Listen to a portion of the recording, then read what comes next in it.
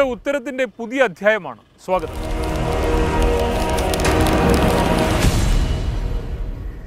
കഴിഞ്ഞ അരനൂറ്റാണ്ടായി കോരപ്പുഴയിലൂടെ തെന്നി നീങ്ങുന്ന തോണിയുടെ തുഞ്ചത്ത് ഒരമ്മയുണ്ട്, ശാന്ത. ഈ ജീവിതത്തിന് സമാനതകളില്ല. ആദ്യം നമുക്ക് ഈ ജീവിതത്തെ അടുത്തറിയാം.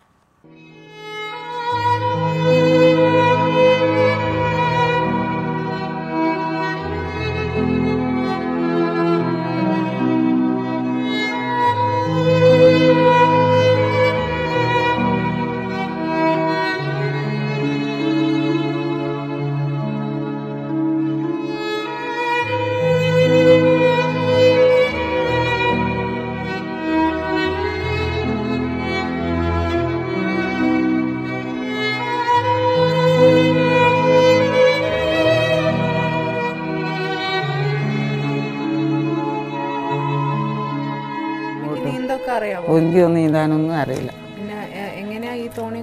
തോണിയിൽ പോകുന്നേരവും വരുന്നേരവും ഒക്കെ ഇപ്പോഴല്ല, ഇപ്പം പ്രശ്നം അത്ര ഇല്ലാന്നിരിക്കുന്ന മഴയത്തൊക്കെയാണ് നല്ലോണം വെള്ളം പൊന്തും. ആ നല്ലോണം വെള്ളം പൊന്തിയാൽ അന്നേരം വെള്ളത്തിൽ വീണിട്ടുണ്ടെങ്കിൽ ചാകുക തന്നെ. കോഴിക്കോട് കോരപ്പുഴയുടെ നടുവിൽ ഒരു തുരുത്തിലെ 5 സെന്റിൽ ഈ അമ്മ തനിച്ചാണ്.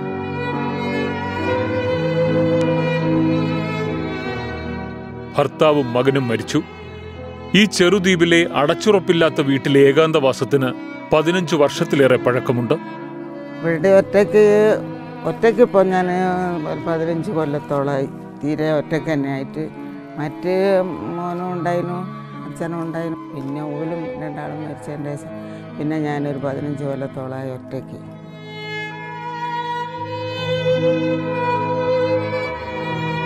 അൻപത് വർഷമായി നീന്തൽ പോലും അറിയാത്ത ശാന്ത അതിജീവിച്ചത് ഇക്കഴിഞ്ഞ പ്രളയമടക്കം നിരവധി പ്രതിസന്ധികളെയാണ്.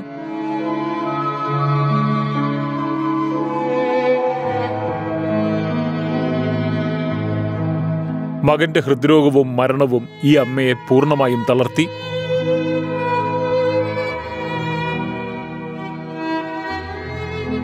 തുരുത്തിൽ ശാന്തയുടെ വീട് കൂടാതെ ഒരു വീട് കൂടിയുണ്ട്. എന്നാൽ ഏറെക്കാലമായി അവിടെ കൃത്യമായി താമസക്കാരില്ല. അത്യാവശ്യത്തിന് ഒന്നുറക്കെ വിളിച്ചാൽ വിളി കേൾക്കാൻ ഈ 70കാരിക്ക് അയൽക്കാരില്ല എന്ന് ചുരുക്കം. 6 ഏക്കർ ദ്വീപിലെ 5 സെന്റിന്റെ ഈ ജന്മിയുടെ ജീവിത ദുരിതങ്ങൾ പറഞ്ഞാൽ തീരില്ല. ഇത് കണ്ട എൻ്റെ വീടിൻ്റെ അവസ്ഥ കണ്ടങ്ങനെ ഇതിൽ വന്നിട്ട് എറുമ്പ് വന്നിട്ടുമൊക്കെ ഇങ്ങനെ മണ്ണെടുത്തിട്ടാണ്. അപ്പം അതുകൊണ്ട് ഇങ്ങനെ ഇങ്ങോട്ട് കിടക്കാനൊന്നും പറ്റാത്ത വിധത്തിലാണ്. ഇവിടെ എങ്ങനെയാണ് നിൽക്കുന്നത്? തേക്കാത്തതുകൊണ്ടാണ് ചുമരും നിലവും ഒന്നും തേക്കാത്തത് കൊണ്ടാണ് ഇതിങ്ങനെ മണ്ണെടുക്കുന്നത്. ഇതാ ഇവിടെ ഉണ്ട്, ഇതിൻ്റെ അകത്തുണ്ട്, അവിടെ ഉണ്ട്, എല്ലാ സ്ഥലത്തും ഉണ്ട് ഇങ്ങനെ മണ്ണെടുത്തിട്ടിട്ട്. പിന്നെ അതുകൊണ്ടിട്ട് ഇവിടെ തീരെ ഇതിൻ്റെ അകത്ത് കയറാൻ തന്നെ പറ്റുന്നില്ല. ഇത് മുറ്റത്ത് തന്നെ നിൽക്കുന്നതാണെങ്കിലും നല്ലത്. അത്രയും അങ്ങനത്തെ അവസ്ഥയിലായിരിക്കുന്നത്. ഇനി ഇങ്ങനെ ആയാലും എങ്ങനെയാണ് ഇവിടെ നിൽക്കാനും താമസിക്കാനും പറ്റും. എന്നാലും ഞാനായിട്ട് അവിടെ നിൽക്കുന്നത്. ഇപ്പം കണ്ടില്ലേ, ചുമരെല്ലാം ചെതൽ പിടിച്ചിട്ട് ഒരുപോലെ ചെതൽ പിടിച്ചിട്ട്. വാതിലൊന്നും ഇല്ല, വാതിലൊക്കെ ചെതൽ പിടിച്ചിട്ട് അങ്ങ് അതായിപ്പോയി. വാതിലൊക്കെ അങ്ങനെ അതായിപ്പോയി. ജനവാതിലൊക്കെ തുരുമ്പ് പിടിച്ച മാതിരിയായിപ്പോയി. അരനൂറ്റാണ്ടായി ഈ വൃദ്ധ അനുഭവിക്കുന്ന യാതനകൾ ഒരൊറ്റ യാത്രയിൽ തന്നെ ഉത്തരം സംഘത്തിന് നേരിട്ട് ബോധ്യമായി.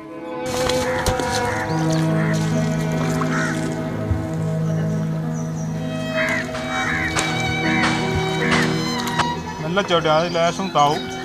ഓക്കെ, ചവിട്ടിക്കോളൂ. ഇതായിട്ട് ചവിട്ടിക്കോ.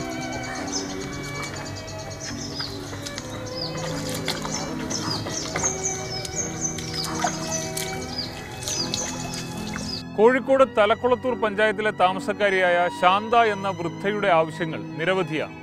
വീടിന്റെ ശോച്യാവസ്ഥ മുതൽ ഇങ്ങോട്ടുള്ള യാത്രാ സൗകര്യം വരെ അത് നീണ്ടുകിടക്കുന്നു. പക്ഷെ തുച്ഛ വരുമാനക്കാരിയായ ശാന്തയ്ക്ക് ഏറ്റവും പ്രഹരമാകുന്നത് റേഷൻ കാർഡാണ്. നേരത്തെ ദാരിദ്ര്യരേഖയ്ക്ക് താഴെ എന്ന് സൂചിപ്പിക്കുന്ന BPL കാർഡായിരുന്നു ശാന്തയ്ക്ക്. പക്ഷെ കാർഡ് പുതുക്കി കിട്ടിയപ്പോൾ ശാന്ത സമ്പന്നയായി മാറി. BPL സൗജന്യങ്ങൾ ഒറ്റയടിക്ക് നിഷേധിക്കപ്പെട്ടു. 2 കിലോ അരി മാത്രമാണ് ഇപ്പോൾ ആകെ ലഭിക്കുന്നതെന്ന് ശാന്ത പരാതിപ്പെടുന്നു. എനിക്ക് ഈ കാർഡാണ് എനിക്ക് കിട്ടിയത്. APL. എനിക്ക് BPL ആയിരുന്നു ആദ്യം. ഇപ്പം എനിക്കിതിങ്ങനെ ആയിട്ട് എനിക്ക് 2 കിലോ അരിയാണ് കിട്ടുന്നത്. ആ 2 കിലോ അരിക്ക് ഞാൻ പൈസയും കൊടുക്കണം. അപ്പോൾ ആ 2 കിലോ അരി കൊണ്ട് പൈസയും കൊടുത്ത് ഞാൻ വാങ്ങിയാൽ എനിക്ക് അതിനെക്കൊണ്ട് എന്ത് നടക്കും? എനിക്കൊന്നും ചെയ്യാൻ കഴിയില്ല. അല്ലെങ്കിൽ എനിക്ക് ജീവിക്കാൻ പറ്റും. ഒരു മാസം ഞാൻ എന്താക്കും 2 കിലോ അരി കൊണ്ട്? അതും പൈസ ഇല്ല, എനിക്കിട്ടാൽ കിട്ടുകയില്ല. പൈസ ഉണ്ടെങ്കിൽ മാത്രമേ എനിക്ക് കിട്ടൂ. പിന്നെ എനിക്ക് കാട്ടിൻ്റെ ഉള്ളിൽ ഇവിടെ ജീവിക്കാനായിട്ട് ഭയങ്കര ബുദ്ധിമുട്ടുണ്ട്. ഒന്നെങ്കിൽ ഒരു തോണി, അല്ലെങ്കിൽ ഒരു നടപ്പാത, അല്ലെങ്കിൽ വീടൊന്ന് നന്നായി കിട്ടുക, ഇങ്ങനെയൊക്കെയുള്ളൊരു ആഗ്രഹം എൻ്റെ മനസ്സിലുള്ളത്. അതെന്തെങ്കിലും എനിക്ക് ചെയ്ത് തരണം. എല്ലാം ഞാനും എനിക്കിവിടെ നിൽക്കാൻ പറ്റില്ല. രാത്രിയൊക്കെ ഞാനിവിടെ ഒറ്റയ്ക്കാണ്. എനിക്ക് ആദ്യമെല്ലാം ഞാൻ നിൽക്കാനും ഇപ്പം എനിക്ക് ഭയങ്കര പേടിയും ബുദ്ധിമുട്ടുമുണ്ട് ഇവിടെ നിൽക്കാൻ. അപ്പോൾ അതുകൊണ്ട് എനിക്ക് ഇതെന്തെങ്കിലും ഒന്ന് ചെയ്ത് കിട്ടണം. അതാണ് എൻ്റെ ആഗ്രഹം. റേഷൻ കാർഡിലെ സൗജന്യം പുനഃസ്ഥാപിച്ച് കിട്ടാൻ എന്ത് ചെയ്യണമെന്ന് ശാന്തയ്ക്ക് അറിയില്ല. ഇനിയിപ്പോൾ ഇതന്നെ എന്താ ഞാൻ ചെയ്യേണ്ടത്? എന്താ ഇതെനി ചെയ്തിട്ട് എന്താ ആക്കണമെന്നുള്ളത് അത് എനിക്ക് അറിഞ്ഞുകൂടാ. ആരെങ്കിലും തന്നിട്ടോ അല്ലെങ്കിൽ പെൻഷൻ കിട്ടിയിട്ടോ അങ്ങനെയൊക്കെയാണ് എൻ്റെ ജീവിതം. അങ്ങനത്തെ എനിക്കാണ് ഇപ്പം 2 കിലോ അരി കാർഡ് APL ആക്കിയതും.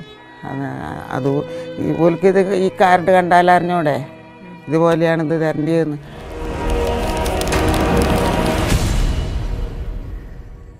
ഒരു ചെറിയ തോണി, വീടിൻ്റെ അറ്റകുറ്റപ്പണികൾ എന്നിങ്ങനെയുള്ള ആവശ്യങ്ങൾ അതാത് വകുപ്പുകളുമായി ബന്ധപ്പെട്ട് പരിഹരിക്കാൻ തന്നെയാണ് ഉത്തരത്തിൻ്റെ തീരുമാനം. പക്ഷേ ആദ്യം റേഷൻ കാർഡിലെ പിഴവ് തിരുത്തുക എന്നതാണ്. അതിനായി ഒരു ശ്രമം നടത്തുകയാണ് ഉത്തരം. പൊതുവിതരണ വകുപ്പാണ് റേഷൻ കാർഡ് പരാതികൾ കൈകാര്യം ചെയ്യുന്നത്. കോഴിക്കോട് ജില്ലയിലെ സപ്ലൈ ഓഫീസർ മനോജ് കുമാറിനെ ഉത്തരം സംഘം സമീപിച്ചു. ശാന്തയുടെ പ്രശ്നങ്ങൾ DSO മനോജ് കുമാർ ഗൗരവത്തോടെ പരിശോധിച്ചു.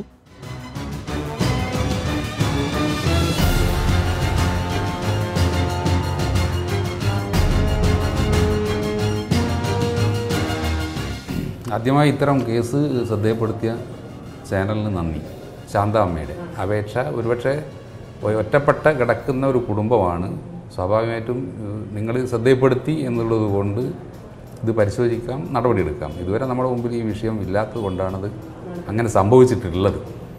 ഇത്തരം കുടുംബങ്ങളെ തീർച്ചയായിട്ടും മുൻഗണനാ ലിസ്റ്റിൽ ഉൾപ്പെടുത്തുന്നതിനുള്ള നടപടി നമ്മുടെ ഭാഗത്തുനിന്നുണ്ടാകും. വിധവ പെൻഷനായി ലഭിക്കുന്ന 1000 രൂപയാണ് ശാന്തയുടെ ഏക വരുമാനം. ഇത് കണക്കിലെടുത്താൽ BPL കാർഡാണ് ശാന്തയ്ക്ക് ലഭിക്കേണ്ടതെന്ന നിഗമനത്തിൽ തന്നെയാണ് ഉദ്യോഗസ്ഥരും എത്തിയിരിക്കുന്നത്. കാരണം 2015 റേഷൻ കാർഡ് പുതുക്കിയ പ്രോസസ്സ് തുടങ്ങിയിട്ടുള്ളത്. അന്ന് എല്ലാവരും കൊടുത്ത ഒരു സെൽഫ് ഡിക്ലറേഷൻ്റെ അടിസ്ഥാനത്തിലാണ് റേഷൻ കാർഡ് നൽകിയത്. അപ്പോൾ അന്ന് ഈ പ്രയോറിറ്റി എന്ന് പറയുന്ന മുൻഗണനാ കാർഡ് നിശ്ചയിക്കുന്നതിന് ഒരു മാനദണ്ഡം നിശ്ചയിച്ചിരുന്നു ഗവൺമെൻറ്. അതിനടിസ്ഥാനത്തിൽ കൊടുത്ത കാർഡ് വന്നപ്പോൾ ഒത്തിരി അപാകതകൾ ആ ക്രൈറ്റീരിയയിൽ ഉണ്ടായിട്ടുണ്ട്. ആ അപാകതകൾ പരിഹരിക്കുന്നതിന് വേണ്ടി പിന്നീട് ഗവൺമെൻറ് 19/9/2017 ആ ക്രൈറ്റീരിയ റിവൈസ് ചെയ്തു, ഇത്തരം ആളുകളെ ഉൾപ്പെടുത്തുന്നതിന് വേണ്ടി. അങ്ങനെ റിവൈസ് ചെയ്ത ഒരു മാനദണ്ഡത്തിൻ്റെ അടിസ്ഥാനത്തിൽ ഇപ്പോൾ ഇതുപോലുള്ള കേസുകൾ കണ്ടെത്തി മുൻഗണനാ ലിസ്റ്റിലേക്ക് കൊടുക്കുന്നുണ്ട്. ഇതുവരെ തന്നെ കോഴിക്കോട് ജില്ലയിൽ നമ്മൾ മുൻഗണനാ ലിസ്റ്റിൽ ഉൾപ്പെട്ടിട്ടുള്ള അനർഹരായ ഒത്തിരി ആളുകളുണ്ട്. 30,000-ഓളം കുടുംബങ്ങളെയാണ് നമ്മൾ പൊതുവിഭാഗത്തിലേക്ക് മാറ്റിയത്. 30,000 കാർഡുകളെ പൊതുവിഭാഗത്തിൽ മാറ്റുകയും 32,000-ഓളം കുടുംബങ്ങളെ മുൻഗണനാ ലിസ്റ്റിൽ കൊണ്ടുവരികയും ചെയ്തു. ഈ ജില്ലയിൽ ഈ മുൻഗണനാ ലിസ്റ്റിൽ ഒത്തിരി അനർഹർ കടന്നുകൂടിയിട്ടുണ്ട് എന്നുള്ളൊരു യാഥാർത്ഥ്യമാണ്. അവരെ ഒഴിവാക്കുന്ന വേക്കൻസി ഇതുപോലെ കണ്ടെത്തുന്ന മുൻഗണനാ വിഭാഗത്തിലേക്ക് അർഹരായ കുടുംബങ്ങൾ ഉൾപ്പെടുത്തുക എന്നുള്ളത് ഗവൺമെൻറ് പ്രഖ്യാപിച്ചിട്ടുള്ള ലക്ഷ്യമാണ്. അത് നിറവേറ്റുന്നതിനാവശ്യമായ നടപടികൾ ജില്ലയിൽ ആരംഭിച്ചിട്ടുണ്ട്. എല്ലാ താലൂക്ക് സപ്ലൈ ഓഫീസുകളിലും റേഷൻ ഇൻസ്പെക്ടർമാരുടെയും TSOമാരുടെയും സ്ക്വാഡ് രൂപീകരിച്ച് ഇത്തരം വീടുകൾ പരിശോധിച്ച് അനർഹരെ ഒഴിവാക്കുകയും അതുപോലെ അർഹരെ കണ്ടെത്തി ഉൾപ്പെടുത്തുകയും ചെയ്യുകയാണ്. ഇതുവരെ ഈ ഡിസംബർ അവസാനം വരെ 32,000 കുടുംബങ്ങളെ നമ്മൾ മുൻഗണനയിലേക്ക് ഉൾപ്പെടുത്തിയിട്ടുണ്ട്. അവരൊന്നും വേണ്ട, ഒരു റേഷൻ കാർഡിൻ്റെ കോപ്പിയോ ഒരു അപേക്ഷയും തന്നാൽ സ്വാഭാവികമായിട്ടൊരു പഞ്ചായത്ത് മെമ്പർമാരോ കൈകാര്യം ചെയ്യേണ്ട ഒരു വിഷയമാണിത്. അവർക്ക് ഒറ്റയ്ക്ക് വരാൻ പറ്റുന്നില്ലെങ്കിൽ ഏതൊരു നാട്ടിലുള്ള പൊതുപ്രവർത്തകന്മാർ ആരോടും പറഞ്ഞ് ഈ സപ്ലൈ ഓഫീസിൽ ഒരു അപേക്ഷ തരികയാണെങ്കിൽ, കലക്ടർക്ക് നേരിട്ട് കൊടുക്കുകയാണെങ്കിൽ സ്വാഭാവികമായിട്ടും തീർച്ചയായും നടപടി ഉണ്ടാകും. കലക്ടറും ഈ ജില്ലാ ഭരണകൂടത്തിൻ്റെ സഹായത്തോടുകൂടി ഇതെല്ലാം ചെയ്യുന്നത്. ഒരു പരാതി നൽകിയാൽ ഈ പ്രശ്നം പരിഹരിക്കാമെന്ന DSO മനോജ് കുമാർ ഉത്തരം നൽകി. ഞങ്ങൾ തന്നെ മുൻകൈയെടുത്ത് ഒരു പരാതി എഴുതി വാങ്ങി നൽകി.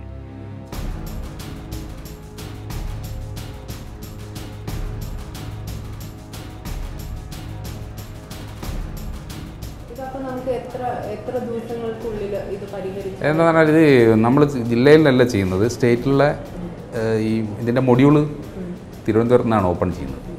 അത് ഓപ്പൺ ചെയ്യുന്ന സമയത്ത് വേക്കൻസി വരുമ്പോൾ നമുക്കത് അർഹരായ കുടുംബങ്ങൾ ചെയ്യാൻ പറ്റും. നമ്മളത് റിപ്പോർട്ട് ചെയ്യും, ഇത്തരം കേസ് റിപ്പോർട്ട് ചെയ്യും. അടിയന്തരമായ നടപടി ഉണ്ടാവും. ശാന്താമ്മയുടെ പ്രശ്നം എന്തായാലും പരിഹരിക്കപ്പെടും, തീർച്ചയായിട്ടും. പരാതി കൈമാറി വെറും 3 മണിക്കൂർ പിന്നിട്ടപ്പോൾ ഞങ്ങൾക്ക് ഒരു ഫോൺ സന്ദേശമെത്തി. പൊതുവിതരണ വകുപ്പിൽ നിന്നും ഒരു ഉദ്യോഗസ്ഥൻ ശാന്തയുടെ വീട് സന്ദർശിക്കുകയും വിവരങ്ങൾ ശേഖരിക്കുകയും ചെയ്തുവെന്നായിരുന്നു ആ സന്ദേശം. റേഷൻ കാർഡ് പോലും ശരിയാക്കിയിട്ട് വീട്ടിലെത്തിച്ചു തരുമെന്നാണ് പറഞ്ഞിരുന്നത്. എന്താ പറഞ്ഞത്? റെഡിയാക്കാൻ വീട്ടിൽ കൊണ്ടുതരും എന്നൊക്കെ പറഞ്ഞു അല്ലേ? വീട്ടിലെത്തിക്കാൻ ഉടനെ ചെയ്യാന്ന് പറഞ്ഞോ? ഉടനെ തരും, ഇനി അടുത്ത ദിവസം വരാൻ പറഞ്ഞു. അവര് വരും, വീട്ടിലേക്ക് വരും. അവര് റിപ്പോർട്ട് അവിടെ കൊടുക്കാൻ വേണ്ടി വന്നതാ. ഉത്തരവാദിത്തമുള്ള സർക്കാർ ഉദ്യോഗസ്ഥൻ കൃത്യമായി കാര്യങ്ങൾ മനസ്സിലാക്കുന്നു. ചട്ടവും മാനദണ്ഡവും അനുസരിച്ചുള്ള ഒരു പരാതി എഴുതി വാങ്ങുന്നു. വെറും 3 മണിക്കൂർ കൊണ്ട് അദ്ദേഹം തൻ്റെ ഉദ്യോഗസ്ഥരെ അയച്ച് വിവരങ്ങൾ ശേഖരിച്ച് നിജസ്ഥിതി നേരിട്ട് ബോധ്യപ്പെടുന്നു. സാധാരണക്കാരായ മനുഷ്യരുടെ പ്രശ്നങ്ങൾ മനസ്സിലാക്കി അതിവേഗം പ്രവർത്തിക്കുന്ന ഉദ്യോഗസ്ഥർക്ക് ഞങ്ങളുടെ ആദരവ്. ഇതുതന്നെയാണ് ഉത്തരം പരിപാടി ലക്ഷ്യമിടുന്നത്.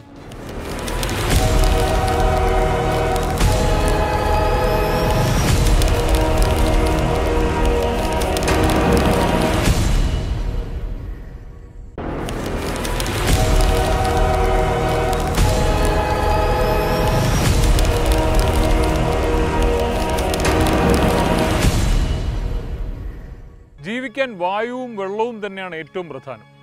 ഏതാണ്ട് സൗജന്യമായാണ് നമ്മൾ ഇത് രണ്ടും യഥേഷ്ടം ഉപയോഗിക്കുന്നത്. പട്ടണത്തിലൊക്കെ ഒരാൾ ശരാശരി 100 ലിറ്റർ വെള്ളം ഒരു ദിവസം വിലയറിയാതെ ഉപയോഗിക്കുന്നു എന്നാണ് കണക്ക്. പക്ഷെ കരിയാത്തങ്കല്ലിങ്കൽ കോളനി നിവാസികൾക്ക് വെള്ളം വിലപിടിപ്പുള്ള ഒരു അമൂല്യ വസ്തുവാണ്.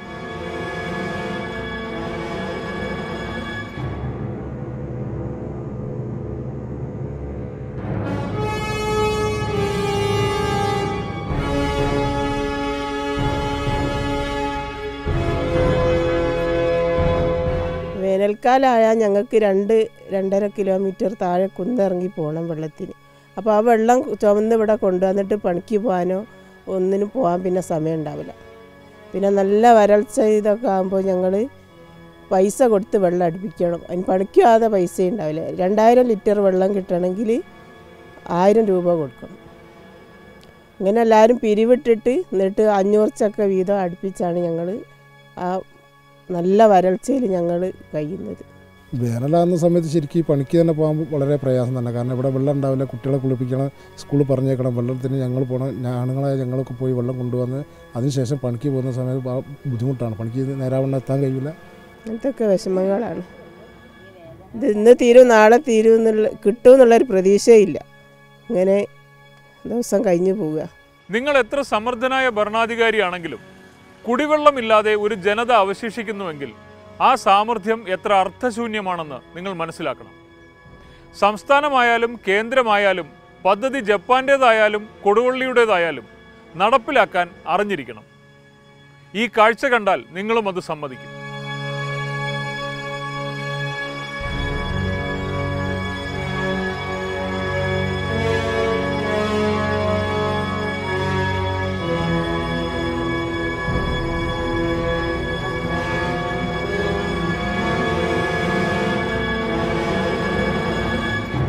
മഴക്കാലത്ത് പിന്നെ മഴയത്തെങ്ങാനുള്ള എടുത്ത് മഴ പെയ്യുന്ന വെള്ളം എടുത്ത് കഴിഞ്ഞ് എന്തെങ്കിലും ചെയ്യാൻ വിചാരിക്കും. ഇപ്പോൾ മഴ ഇല്ലാത്തപ്പോൾ ഞങ്ങൾ അരി വാങ്ങാണ്ട് പൈസ എടുത്തിട്ട് വെള്ളം അടുപ്പിച്ചാണ് കുടിക്കുന്നത്. ഇങ്ങനത്തെ ഒരവസ്ഥയിലാണ് ഇപ്പം ഞങ്ങൾ ജീവിക്കുന്നത്.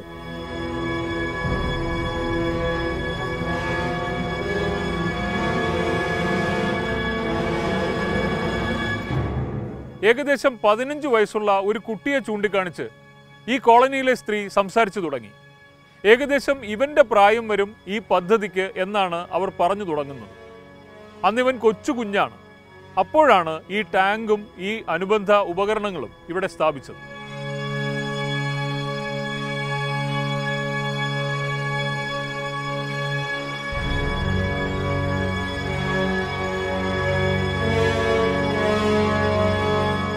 തിരുനെൽവേലി മുത്തുകൃഷ്ണൻ എന്ന മന്ത്രി തൻ്റെ സുഹൃത്താണെന്ന് നാട്ടുകാരെ പറഞ്ഞു ധരിപ്പിച്ച് പൈപ്പിറക്കി പണം പിടുങ്ങി നാട്ടുകാരെ കബളിപ്പിക്കുന്ന ഒരു കഥാപാത്രമുണ്ട്, ഒരു ശ്രീനിവാസൻ കഥാപാത്രമുണ്ട്.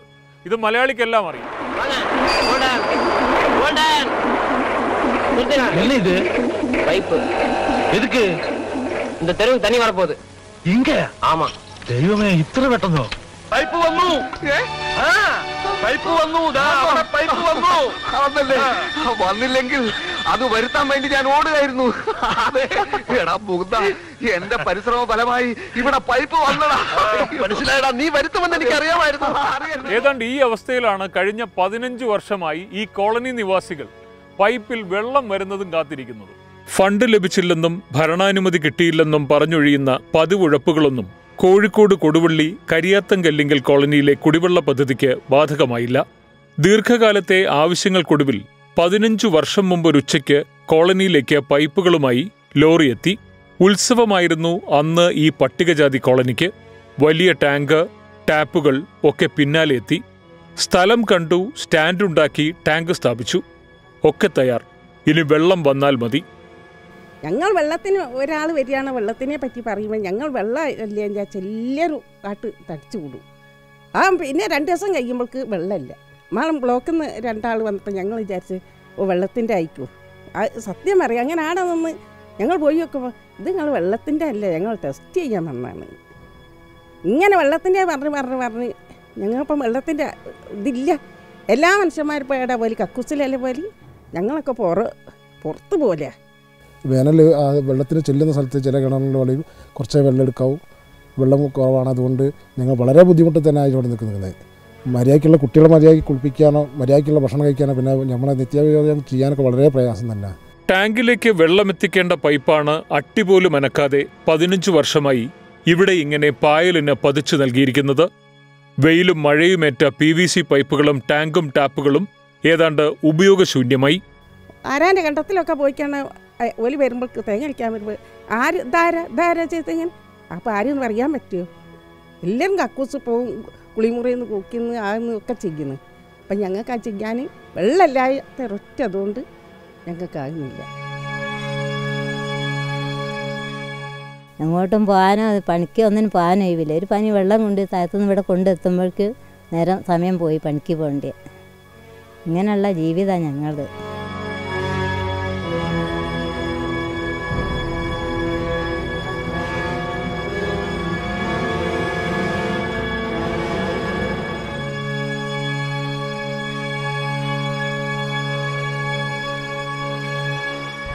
ചില ചാനലുകൾ വന്നുപോയി. പത്രങ്ങളിലെ പ്രാദേശിക കോളങ്ങളിൽ വാർത്ത ഇടം പിടിക്കുകയും ചെയ്തു. പക്ഷെ വെള്ളം മാത്രം വന്നില്ല. ജനപ്രതിനിധികൾ അനങ്ങിയില്ല. തിരഞ്ഞെടുപ്പുകൾ 10ഓളം നടന്നു ഈ 15 വർഷത്തിനിടയിൽ. പ്രതിഷേധം തണുപ്പിക്കാൻ പറയുന്ന പഞ്ചാര വർത്തമാനം കേട്ടുമടുത്ത ഇവർക്ക് ഇന്ന് ആരെയും വിശ്വാസമില്ല. എന്തോ എത്തിച്ചെറിയെങ്കിൽ മാത്രം നിങ്ങൾ ഇങ്ങനെ ചാനലുകൾ വന്ന് ഇതാദ്യം വന്ന് ഞങ്ങൾ വെള്ളം താഴത്ത് കൊണ്ടുവരുന്ന ഞങ്ങളൊപ്പം തന്നെ പോകുന്നു. ഇല്ല നിങ്ങളല്ല അതിനോ. എന്നിട്ട് ഓലിങ്ങനെ പോന്ന് ഇവിടെ വന്ന് വെച്ച് നോക്കി ഓല് പോയി. ഇനി ഓലെ യാതൊരു ഇതുമില്ലല്ലോ.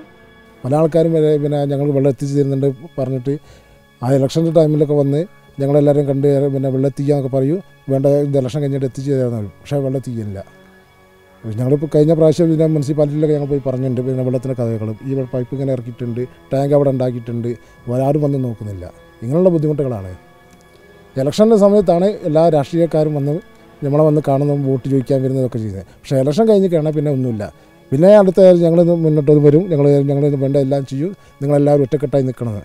പല പ്രാവശ്യം ഞങ്ങളിവിടെ കമ്മിറ്റി വിളിച്ചു എല്ലാവരും ഞങ്ങളെല്ലാം ഒത്തുചേർന്ന സമയത്ത് എല്ലാവരും ഉണ്ടാവും. പിന്നെ അത് കഴിഞ്ഞ് ഇതിനെപ്പറ്റി യാതൊരു ആക്ഷേപമില്ല.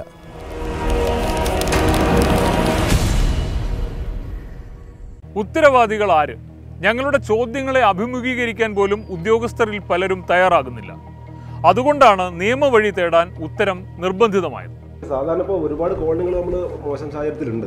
അതിപ്പോൾ ട്രൈബൽ കോളനികളുണ്ട്, SC കോളനികളുണ്ട്, പിന്നെ എല്ലാവരും താമസിക്കുന്ന കോളനികളുണ്ട്. പക്ഷെ അവിടെയൊക്കെ നമ്മൾ ബന്ധപ്പെടുമ്പോൾ പ്രധാന പ്രയാസം ഇതിൻ്റെ ഫണ്ട് കിട്ടുക എന്നുള്ളതാണ്. ഇത് ഫണ്ട് പാസ്സായി അവിടെ സാധനങ്ങൾ എത്തി എന്നിട്ട് കംപ്ലീറ്റ് ആയില്ല എന്നുള്ള 15 വർഷമായിട്ട് ആരും അറിഞ്ഞില്ല എന്നുള്ളൊരു സംഗതിയാണുള്ളത്. അറിഞ്ഞിട്ടുണ്ട്, പക്ഷേ നടപടിയില്ല എന്നുള്ളതാണ്. 15 വർഷമായിട്ട് കുടിവെള്ള പൈപ്പിന്റെ അവസ്ഥ ഇത് പൈപ്പടക്കം ഫിറ്റ് ചെയ്താണല്ലേ? ടൈപ്പടക്കം ഫിറ്റ് ചെയ്താണ്. എല്ലാം ഫിറ്റ് ചെയ്ത് ഒരു വെള്ളം എത്തിച്ച് വിതരണം ചെയ്യാനുള്ള എല്ലാ സൗകര്യമുണ്ട്. അതുകൊണ്ടാണ് ഇവർ ഈ ടാങ്കറിൽ കൊണ്ട് വെള്ളം അടിച്ചിരുന്നത്. ഈ ടാങ്കിലേക്കായിരുന്നു അവർ അടിച്ചിരുന്നത്. നടപടിയിലേക്ക് ആരും പോയിട്ടില്ല അല്ലേ? ഇവരിങ്ങനെ ഒന്നാമത് ഇങ്ങനെയുള്ള ആളുകൾക്ക് ഇത് ആരെ ബന്ധപ്പെടണമെന്നും ഒന്നും അവർക്കൊരു ധാരണ ഉണ്ടാവില്ല. അത് ഇവർക്ക് അറിയണമെന്നില്ല. ഈ പദ്ധതി വരെ ആരാണെന്ന് തന്നെ ഇവർക്ക് അറിയണമെന്നില്ല. ഈ പദ്ധതി ആരുടെ കീഴിലാണെന്നോ ഒന്നും അറിയില്ല. അവിടെയുള്ള മറ്റ് കൗൺസിലർമാർക്ക് പോലും ഈ പദ്ധതിയെ കുറിച്ച് വലിയ ധാരണ ഇല്ല എന്നാണ് നമുക്ക് മനസ്സിലാക്കാൻ കഴിയും. കൗൺസിലർമാർക്ക് അറിയില്ല. ബ്ലോക്ക് പഞ്ചായത്ത് മെമ്പർ കേട്ടിട്ടുണ്ടായിരുന്നു. ബ്ലോക്കിന്റെ കീഴിലാണോ ഈ പദ്ധതി എന്ന സംശയം മാത്രമേ ഉള്ളൂ. ഏതിന്റെ കീഴിലാ എന്നുള്ളതിനെ കുറിച്ച് അവർക്ക് എന്തെങ്കിലും വീഡിയോയ്ക്ക് ധാരണ ഉണ്ടാവുമായിരിക്കും. പക്ഷേ പിന്നെ SC ഡിപ്പാർട്ട്മെന്റ് ഉണ്ടല്ലോ, ഷെഡ്യൂൾഡ് കാസ്റ്റ് ഡിപ്പാർട്ട്മെന്റ്, പട്ടിക ജാതി ജില്ലാ ജഡ്ജിയും Kozhikode district legal services authority സെക്രട്ടറിയുമായ ശ്രീ MP ജയരാജനെയാണ് ഞങ്ങൾ ഈ വിഷയവുമായി സമീപിച്ചത്. അത് ഇത്രയും പടക്കായത് കൊണ്ട് ഇപ്പോഴത്തെ ഉദ്യോഗസ്ഥന്മാർക്ക് അറിയണമെന്നില്ല. 15 വർഷമായില്ലേ, എല്ലാവരും മാറി വന്നിട്ടുണ്ടാവും. അവരിതിന്റെ ഫയൽ കണ്ടിട്ടുണ്ടാവണമെന്നില്ല, ഒരു ഫോളോ അപ്പ് ഒന്നുമില്ല. അതുകൊണ്ട് അവർക്ക് അറിയണമെന്നില്ല. ഞാൻ ഇതിന്റെ പഴക്കം ചോദിച്ചപ്പോൾ ഒരു ഉദാഹരണം പറഞ്ഞതിന്റെ അവിടെ ജനിച്ചു വളർന്ന ഒരു കുട്ടിയെ കുറിച്ച്, ആ കുട്ടി ജനിക്കുന്നതിന് മുമ്പുള്ള ജനിക്കുമ്പോഴേ ഇത് കാണുന്നുണ്ട്. ഇപ്പൊ ആ കുട്ടി ഏകദേശം സ്കൂളിൽ 10ാം ക്ലാസ്സിൽ കണ്ടെത്തിയിട്ടുണ്ട്. അപ്പൊ തന്നെ 15 വർഷമായല്ലോ. അപ്പൊ ആ കുട്ടിക്ക് നമ്മുടെ നാടിനെ കുറിച്ച് വ്യക്തമായ ധാരണ ഉണ്ടാവും. ആ കുട്ടി ജനിക്കുന്നതിന് മുമ്പ് കൊണ്ടുവന്നിട്ട് പൈപ്പും ടാങ്കും ഇപ്പോഴും എന്ത് ചെയ്തത് ദ്രവിച്ച ആ അവസ്ഥയിലാണ് നിൽക്കുന്നത്.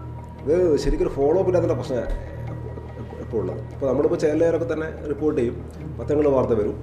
അത് പലപ്പോഴും ചില അധികാരികൾ ശ്രദ്ധിച്ചേക്കും, ചിലർ ശ്രദ്ധിക്കില്ല. അപ്പോൾ ഇനി ശ്രദ്ധിച്ചാലും തുടക്കത്തിൽ എന്തെങ്കിലും വർക്കെല്ലാം നടക്കും, പിന്നെ അത് അവിടെ നിന്നു എന്നുള്ളതാണ്. ശരിക്കും ഫോളോ അപ്പിന് സംവിധാനം വേണം. ഇതിപ്പോ ഫോളോ അപ്പ് ഇല്ലാത്ത കാരണം മുമ്പ് വാർത്ത വന്നിരുന്നു എന്ന് അവർ തന്നെ സൂചിപ്പിക്കുന്നുണ്ട്. പക്ഷെ നടപടി ഇല്ലാത്തതിനെ കുറിച്ച് ഇല്ല, വാർത്തയുടെ അനന്തര ഇമ്പാക്ട് കാര്യങ്ങളൊന്നും എന്ത് ചെയ്തിട്ടില്ല, ആരും ശ്രദ്ധ ചെലുത്തിയിട്ടില്ല. അതുകൊണ്ടാണ് ഇപ്പോൾ ആൾക്കാർ നടക്കുന്നത്. ഒരുപക്ഷെ ആരും അധികാരികൾ ശ്രദ്ധപ്പെട്ടിട്ടുണ്ടാവില്ല. ശ്രദ്ധപ്പെട്ട് കാണും, ഉദ്യോഗസ്ഥന്മാർ കാണുന്നുണ്ടാവും, പക്ഷെ അവരത് വേണ്ട രീതിയിൽ ഉപയോഗിച്ചിട്ടുണ്ടാവും. കോളനിയിലെ കുടിവെള്ള പദ്ധതിയുമായി ബന്ധപ്പെട്ട് നടന്ന അഴിമതിയും കെടുകാര്യസ്ഥതയും സംബന്ധിച്ച റിപ്പോർട്ട് ഞങ്ങൾ തയ്യാറാക്കിയിരുന്നു. ഇത് ജില്ലാ ജഡ്ജി കൂടിയായ ശ്രീ MP ജയരാജ് ശ്രദ്ധാപൂർവം കണ്ട് വിലയിരുത്തി. ഇക്കാര്യത്തിൽ വളരെ കർശനമായ ഇടപെടൽ തന്നെ ഉണ്ടാകുമെന്ന ഉറപ്പാണ് അദ്ദേഹത്തിൽ നിന്നും ഉത്തരമായി ഞങ്ങൾക്ക് ലഭിച്ചത്.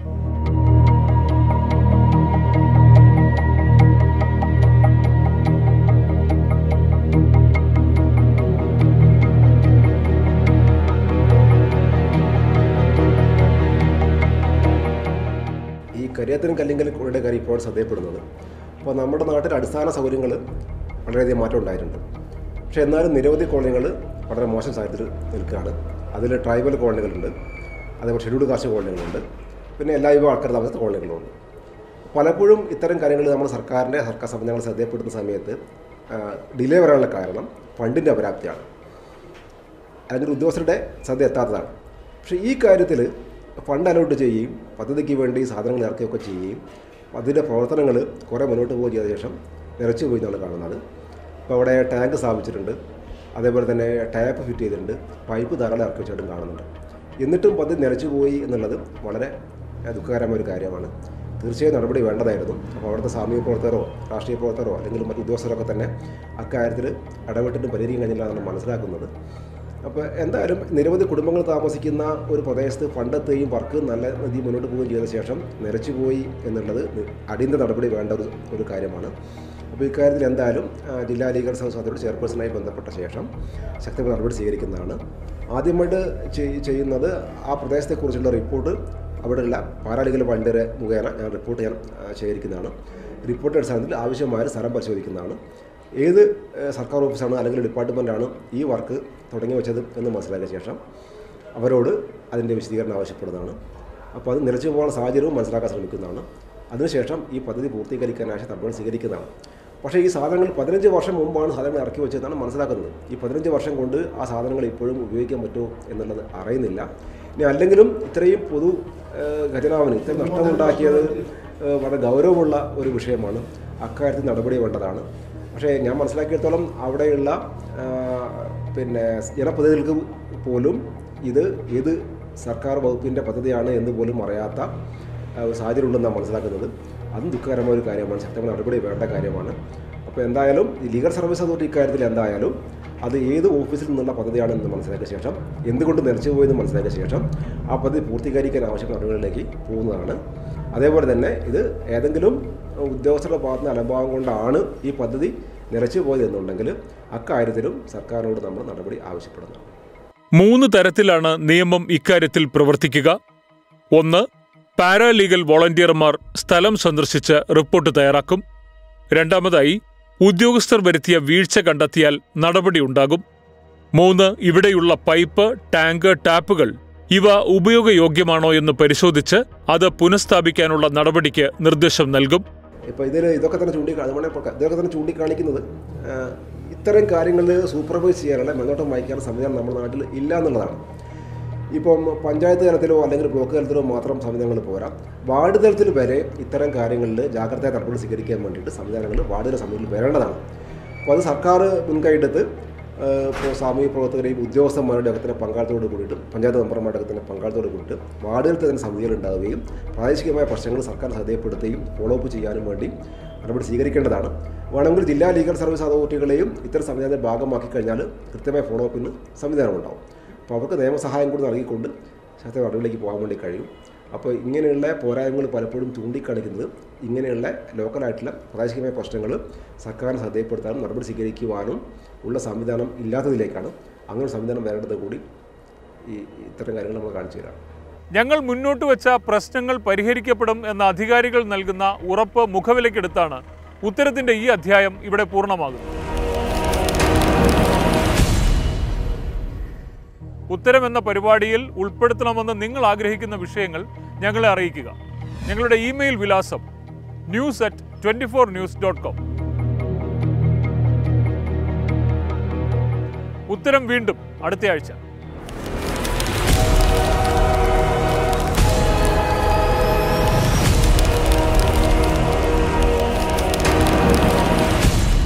വാർത്തകളുടെ ലോകത്ത് വജ്രമൂർച്ചയുമായി എത്തിയ 24 ഇപ്പോൾ നിങ്ങളുടെ സ്മാർട്ട് ഫോണിലും സ്മാർട്ട് ടിവിയിലും. DTHO കേബിൾ കണക്ഷനോ ഇല്ലെങ്കിൽ പോലും ഇപ്പോൾ നിങ്ങളുടെ സ്മാർട്ട് ടിവിയിൽ ഇന്റർനെറ്റ് ഉപയോഗിച്ച് യൂട്യൂബ് ആപ്പിലൂടെ 24 ന്യൂസ് ചാനൽ നിങ്ങൾക്ക് ലൈവായി കാണാം. അതുമല്ലെങ്കിൽ നിങ്ങളുടെ സ്മാർട്ട് ഫോണിൽ നിന്നും സ്ക്രീൻ മിററിംഗിലൂടെ 24 നിങ്ങളുടെ സ്മാർട്ട് ടിവിയിൽ HD ദൃശ്യമികവിൽ ഇപ്പോൾ ആസ്വദിക്കാം. 24 നിലപാടുകളിൽ സത്യസന്ധത. This is 24.